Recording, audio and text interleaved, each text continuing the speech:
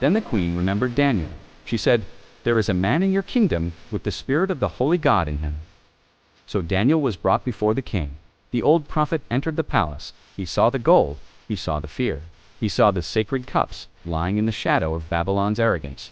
Belshazzar said, "If you can read this writing, I will give you wealth, honor, and power." But Daniel did not come for Babylon's gifts. He answered, "Keep your gifts for yourself." Then Daniel reminded the king of Nebuchadnezzar, how pride had lifted him up, how God had humbled him, how every king, every throne, every breath is held in the hand of the Most High. And then Daniel turned to the wall. He read the words, "Mene Tekel, pairs, numbered weighed, divided." Daniel said, "God has numbered the days of your kingdom and brought it to an end. You have been weighed on the scales and found wanting. Your kingdom is divided and given to the Medes and Persians." The feast was over. The judgment had been spoken. And that very night, Babylon fell. Outside the palace, Persian forces under Cyrus were already moving. The city that thought it could never be conquered was taken.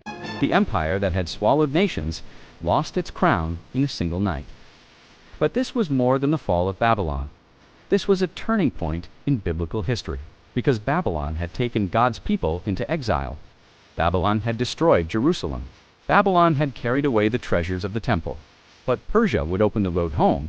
Cyrus would allow exiled peoples to return. Jerusalem would be rebuilt. The temple would rise again, and the story of Scripture would move forward. Picture the final scene. The king's feast has become silence. Daniel walks away from a dying empire. Persian soldiers enter the gates. And somewhere far from Babylon, hope begins to wake.